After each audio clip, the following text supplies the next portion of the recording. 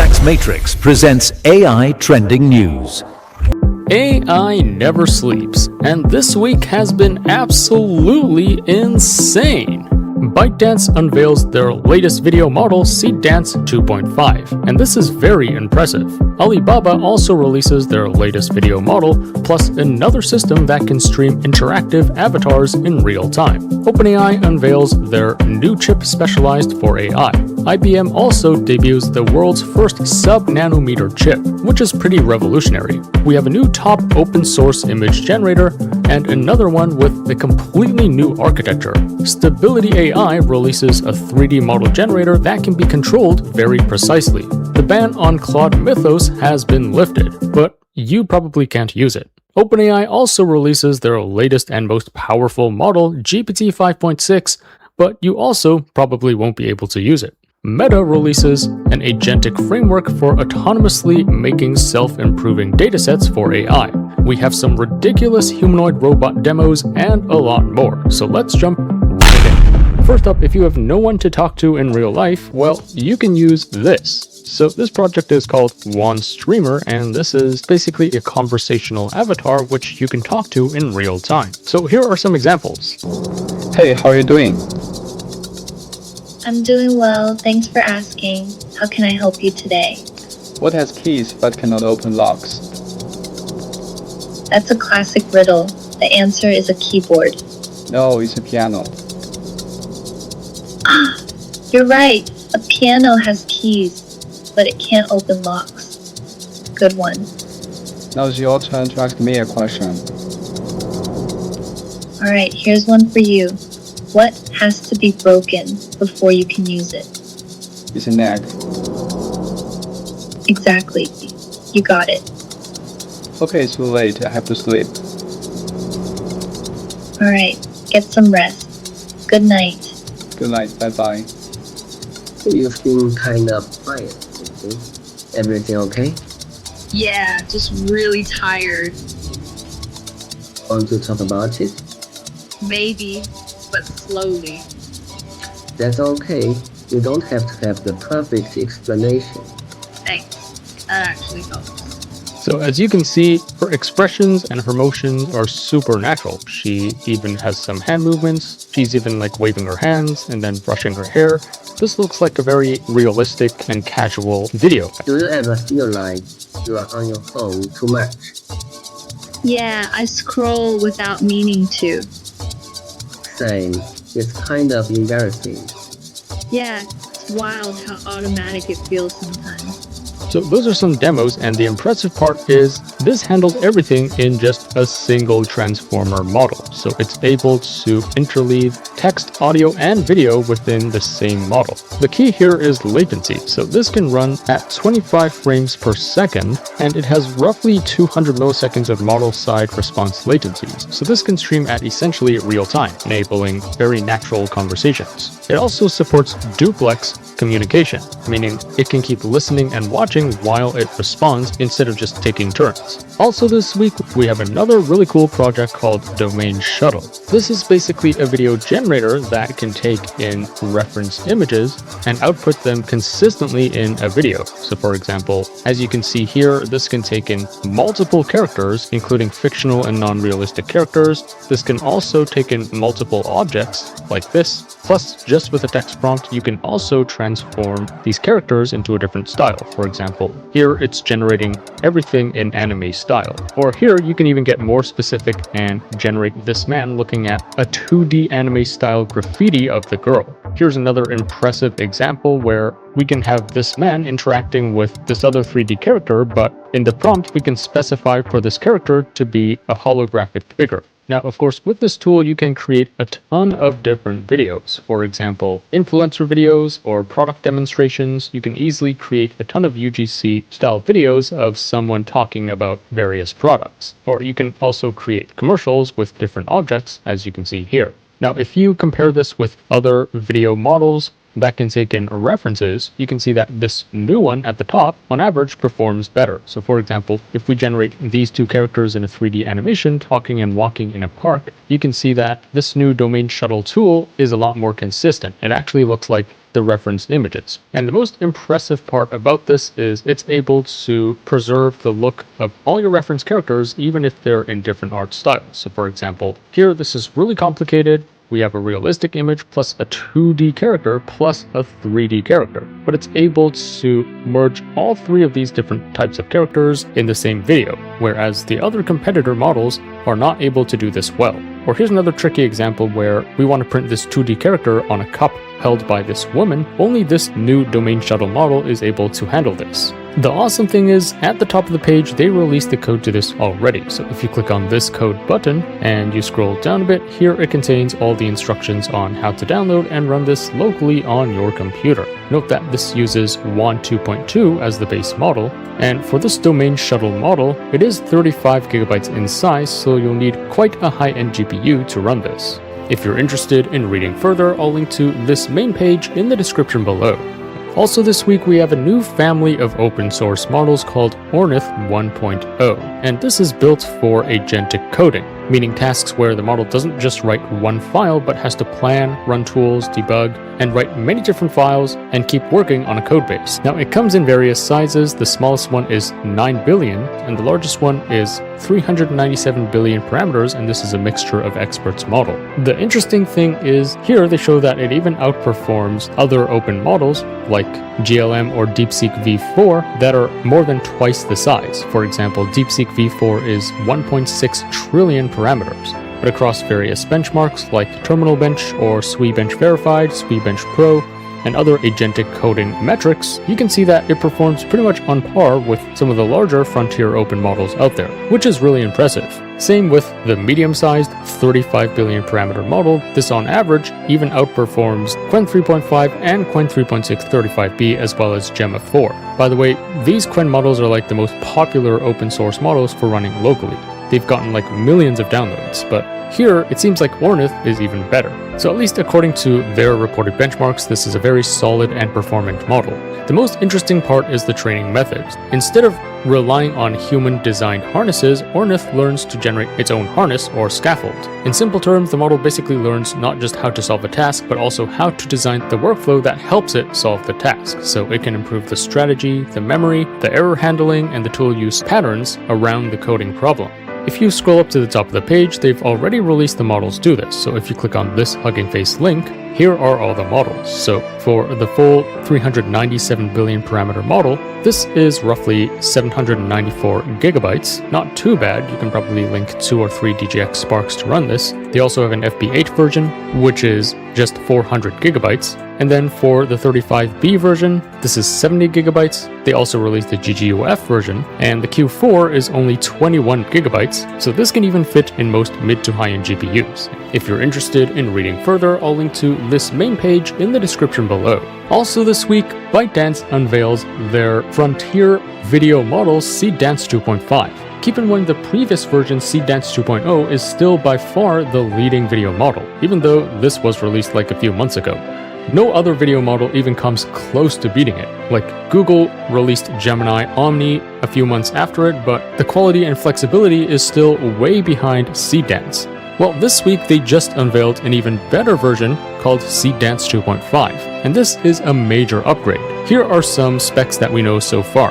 This can generate up to 30-second clips. It can also support up to 50 multimodal references. So basically you can input like 50 different images for it to use as references. It also has precise local editing. So you can draw like a box around the exact part of the video you want to edit, and it will edit only that part of the video based on your prompt and keep everything else the same. It also has much stronger scene and character consistency. And of course, like the previous version of Seedance, this also has audio natively baked in. It also points to much higher resolution outputs, including 2K and 4K, which is kind of insane. I mean, it already takes a lot of compute to generate a good quality 1080p video, but scaling that up to 4K requires insanely more compute. So it makes me wonder what crazy architecture design they have to be able to pull this off. I think the biggest upgrade here seems to be control. Instead of treating video generation as just text to video where you have very little control, Seedance 2.5 is positioned so that you can input a ton of different references and also edit existing videos by drawing bounding boxes. So this matters for like branded content or product shots and actually creating long videos where continuity and consistency are very important. This is designed much more like an actual production tool for filmmakers. This has currently just been unveiled at their event. The launch is expected to occur in early July, so stay tuned for that. I'll definitely cover it in more detail when it comes out. Now, in addition to Seedance 2.5, ByteDance also releases their new family of AI models. They are on fire this week. So this is called Seed 2.1, and instead of just being a generic chatbot, this is designed more like a productivity agent. Now, there are two different models you can choose from. There's a Pro version, which is more performant, and a Turbo version, which is less performant, but it runs a bit faster. You can see in terms of real-world work benchmarks,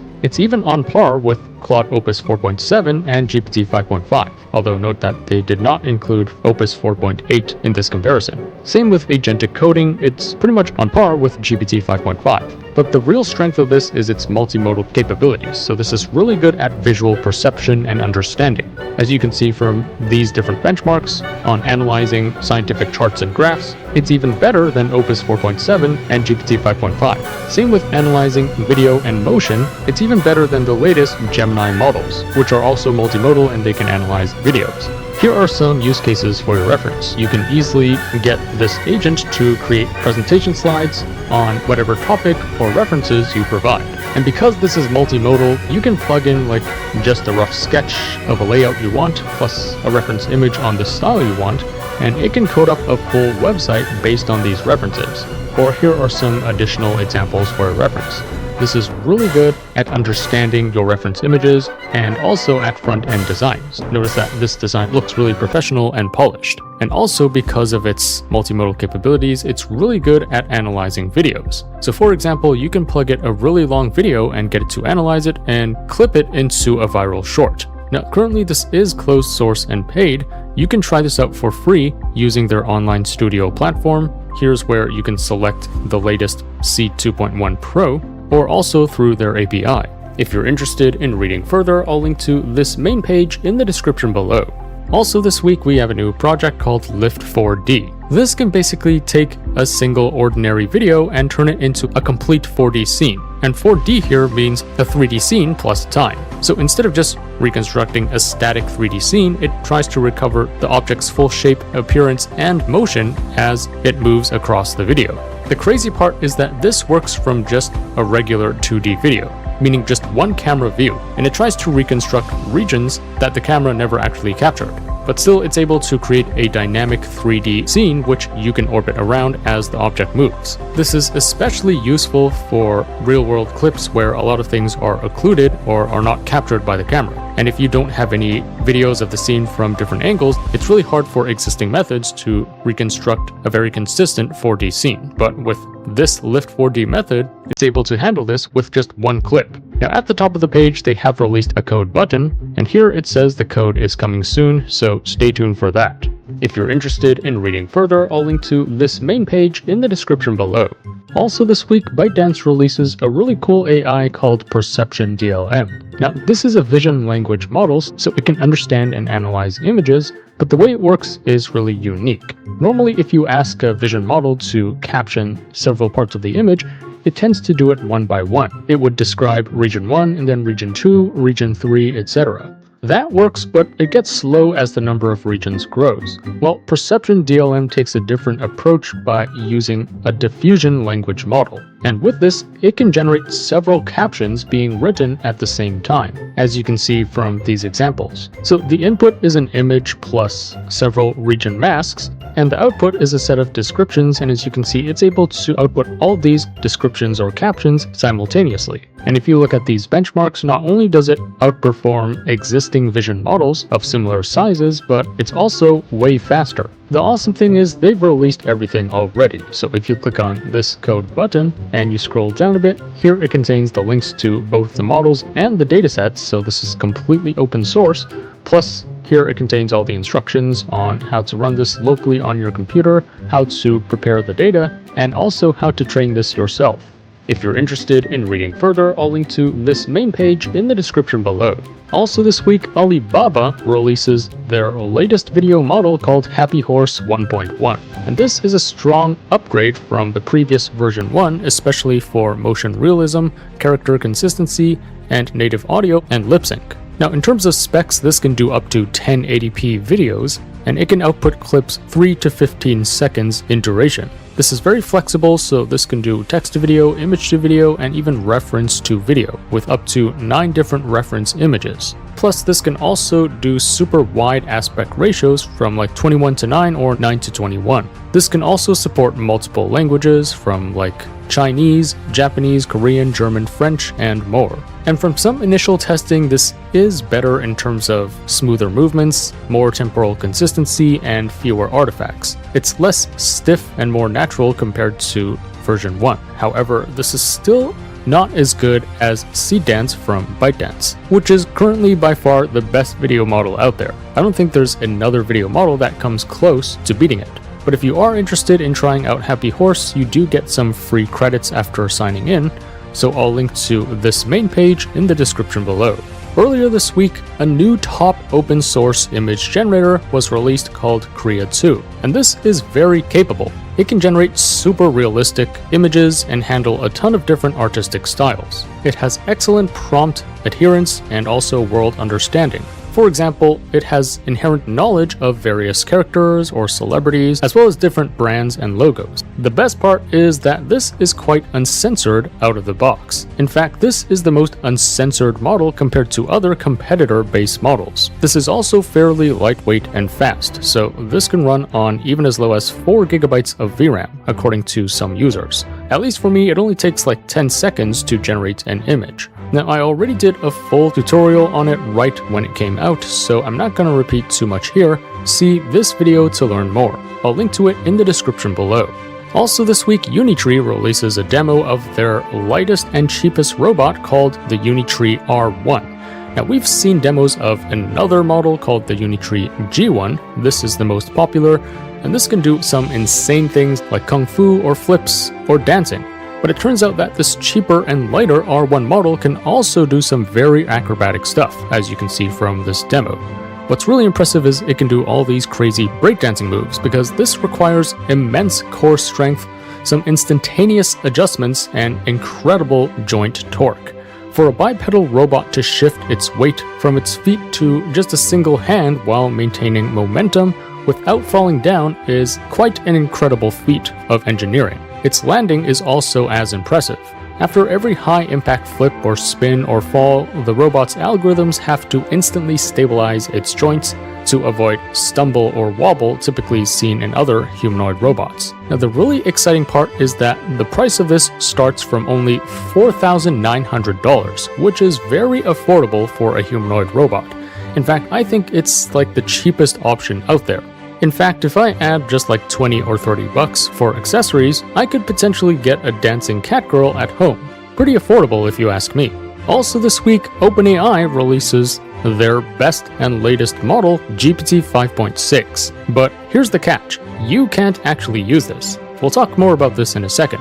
First of all, note that GPT 5.6 is actually a family of different models. But instead of naming them low, medium, and high like they have before, just to confuse you a bit more, here they're naming it Sol, Terra, and Luna, with Sol being the most performant. And if these names sound familiar to you, you're not alone.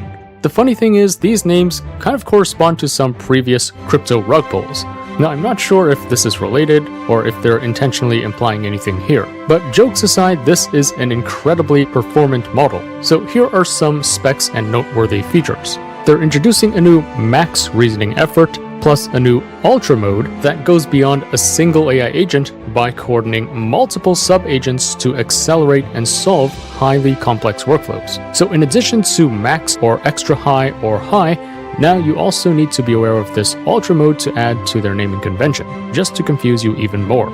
Here you can see that GPT Sol Ultra sets a new state-of-the-art score on Terminal Bench, which tests an AI model's ability on autonomous software engineering. And here you can see that GPT 5.6 Sol even outperforms Claude Mythos, which is apparently too dangerous to be released. In terms of biology, it also shows major improvements on GeneBench for long horizon genomics, matching or beating GPT-5 while using much fewer tokens, so it's way more efficient. And then in terms of cybersecurity, it's also very strong on exploit bench. But here you can see that even the biggest GPT 5.6 Sol was not able to match the performance of Mythos. But here's my conspiracy theory on this. Maybe they intentionally made this graph to show that 5.6 is weaker at cybersecurity to avoid it getting banned by the government. Maybe this is actually some 4D chess move.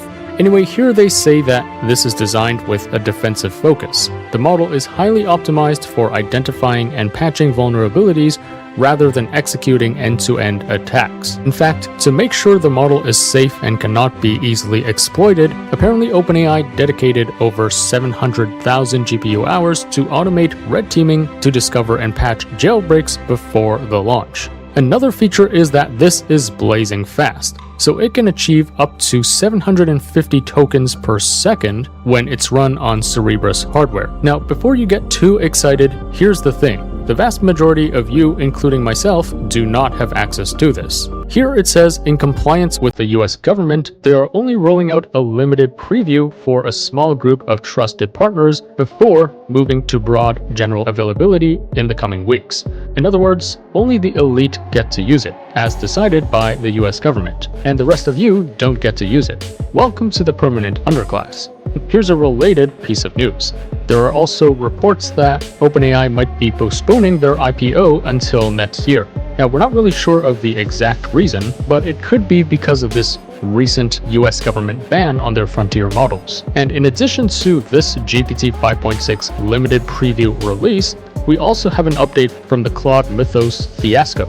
If you're not up to date with what has happened so far, basically Anthropic kept saying that their Mythos model was too dangerous to be released and that we should pause AI. However, these hypocrites then proceeded to release Claude Fable, which they claim is Mythos level.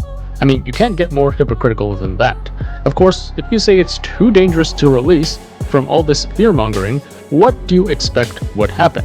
Well, the US government was quick to act. They banned access to Claude Fable and Mythos within just a few days of their release.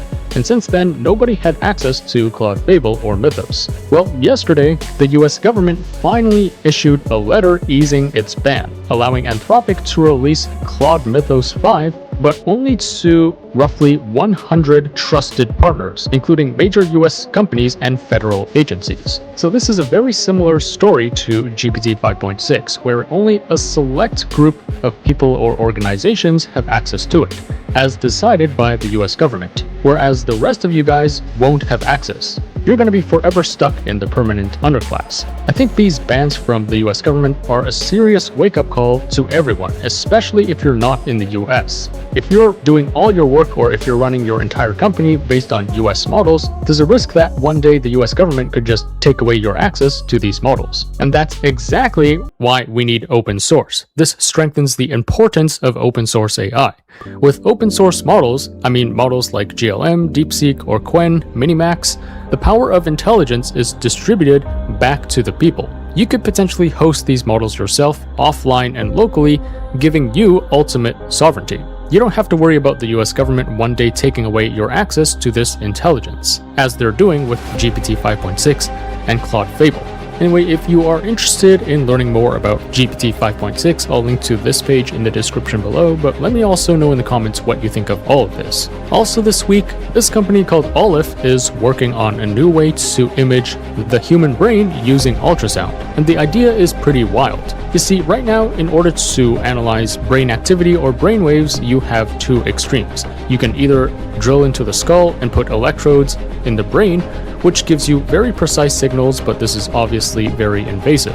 On the other side, you can also use something like EEG outside the head, which is safe and easy, but the signal is blurry. Well, their method sits in the middle. There's no drilling, but you still get much higher detail than typical external sensors. And the way it works is by using ultrasound to look at blood flow in the brain. When neurons become active, nearby blood flow changes because the brain sends more blood to the areas doing work. Aleph sends ultrasound waves through the skull, and these waves scatter off moving blood cells, and from that they can build a map of blood flow and blood volume inside the brain. It's kind of like watching the brain's plumbing in extreme detail. And the impressive part is that this week they captured the most detailed vascular image of a living human brain they've seen, just using ultrasound without needing to drill into the skull. They say this resolution is 100 times greater than similar CT scans. Now, to get to that level of detail, they use something called microbubbles. These are basically tiny contrast bubbles that flow through the blood vessels and reflect ultrasound very strongly. And as millions of these bubbles move through the brain's blood vessels, the system stacks all those positions together into one super detailed 3D map. Now, the problem here is you do need to inject these bubbles into the bloodstream and then have them go into the brain and then have ultrasound detect them. So it's not as external or non-invasive as they say. There's still a risk to this which they haven't really addressed in this blog. Anyways, the end goal of this is if we are able to map the living brain's blood vessels in 3D in a ton of detail, this might give us insights on, how the brain functions in real time, how we think, or even give us insights into solving various diseases like Alzheimer's or traumatic brain injury and other conditions. The really cool thing is that they are open sourcing the entire pipeline, including the dataset. So it's kind of hidden in just this one paragraph. If you click on this link and you scroll down a bit, here are all the instructions on how you can run this pipeline yourself. Now, of course, most of you still cannot just run this at home. You still need some advanced medical equipment. But if you do have access to a lab, then this entire pipeline is open source for you to potentially run. If you're interested in reading further, I'll link to this main page in the description below. Also this week, this project is pretty interesting. It's called Auto Data from Meta. This gets AI to autonomously build high-quality training and evaluation data. You see, one of the biggest bottlenecks of training better AI models is data. We often don't have enough data or enough good quality data. And it takes a lot of time and effort and money to actually create these high-quality datasets from scratch. But what if we can just get AI to automate this process? That's basically the goal of this framework. So here's how it works. It actually makes the agent create the data and inspect it and test whether it actually works, and then learn from its failures and improve the recipe for the next round. The problem with older synthetic data methods is they don't really self-improve over time. So they don't really behave like a human data scientist who keeps checking and measuring and improving the dataset. Well, auto data is designed like a loop. So the agent generates samples from the source material. It also uses this challenger agent and this evaluation rubric to check whether these samples are correct and useful, and it measures how models perform on them. And then it uses these results to update how it creates the next batch or the next round. Here they trained a tiny Qwen 3.5 4B model on this synthetic dataset, and they found that this performed much better than another standard method. So a pretty interesting paper. The big idea here is that AI data creation can become much more automated and iterative and scientific. Instead of humans manually designing every dataset, you can just get agents to generate the data and test it and even improve themselves as the data creators. Now, if you scroll down here, they have released a technical report on this, and that sums up all the highlights in AI this week.